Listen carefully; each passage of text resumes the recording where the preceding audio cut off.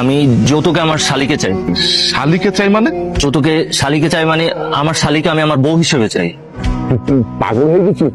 যেহেতু বিয়ার কথাবার্তা সব শেষ, তাই না? এখন তো একটা দিন তারিখ ঠিক করতে হয়। তার আগে বল যে এই বিয়াতে তুই যৌতুক হিসাবে কি চাস? আমি কোনো যৌতুক নেব না। ভাই সাহেব, আমরা তো আর আমাদের মেয়েটারে খালি হাতে বিদায় দিতে পারি না। আপনি নিশ্চয় করতে বলেন কি লাগবো, আমাদের কোনো সমস্যা নাই। ভাই সাহেব, এটা কেমন কথা বললেন? আমার কোনো চাওয়া পাওয়া নাই। আমার একটাই চাওয়া, আপনার মেয়েকে আমার ছেলে পুত্রবধূ হিসাবে আমার বাড়িতে আমি নিতে চাই। এইটাই আমার চাওয়া। বাবার কোনো কিছু চাওয়ার না থাকলেও আমার চাওয়ার আছে। এই তুই কেমন তো বলছিস? তোর আবার কি চাওয়া? তুই জানিস না আমাদের বংশের কেউ যৌতুক নেয় না? দোস্ত তুই চুপ থাক। আরে আমরা তো দিতেই চাই, মেয়ের সুখের জন্য তো সবাই চায় যে একটা কিছু দেওয়ার জন্য। বাবা বলো তুমি কি চাও? আমি যৌতুকে আমার শালিকে চাই। শালিকে চাই মানে? যৌতুকে শালিকে চাই মানে আমার শালিকে আমি আমার বউ হিসেবে চাই। পাগল হয়ে গেছি? তোর কি মাথা নষ্ট হয়ে গেছে? আমি যা কিছু বলতেছি বুঝে শুনেই বলতেছি বাবা। আমি পাগল হইতে যাব কেন? ওনারা যদি আমার শর্তে রাজি থাকে তাহলে বিয়েটা হবে, আর যদি শর্তে রাজি না থাকে তাহলে বিয়েটা হবে না। বাবা তুমি যেটা বলতেছো এটা তো আসলে হওয়ার না। আমি বলি কি, তুমি বিষয়টা একটু ভেবে দেখো বাবা।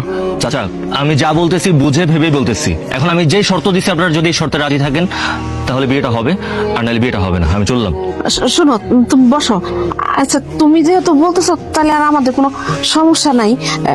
কি কন? হ্যাঁ, আমরা রাজি আছি। মা, তোমার কি মাথা খারাপ হয়ে গেছে? হ্যাঁ, আমি তো দেখতেছি এই লোকের মাথায় সমস্যা আছে। সে আমার বড় বোনের দেখতে আইসা এখন নাকি তার আমার পছন্দ হয়ে গেছে। আব্বা, আমি কইতেছি কি, আপার ওর লগে বিয়া দেওয়ার কোনো দরকারই নাই। ওর এক্ষুনি ঘা ধাক্কা দিয়ে বাড়ি থেকে বাইর করে দাও।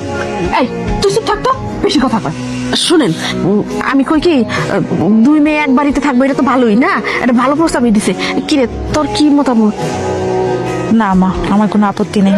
আচ্ছা, এক কাজ কর, তোরা তিনজনে মিলা যায় আলাদা করে একটু কথা কইতা। কথা কোনোর কি আছে আম্মা? আমি তো আমার সিদ্ধান্ত জানাই দিছি। আমি কি পাগলের লগে কথা কইতে যাবো নাকি? চল না, আমরা একটু আলাদাভাবে কথা কই, তারপর না হয় তুই তোর সিদ্ধান্ত জানাইস। আপনি আসেন। দেখেন, আপনার আমার পছন্দ হয়েছে, তাই আপনার দেওয়া প্রস্তাবে আমি রাজি হয়ে গেছি। আমার তো মনে হইতেছে এই পোলার লগে লগে আমগো বাড়িতে যতজন মানুষ আছে সবার মাথা নষ্ট হয়ে গেছে।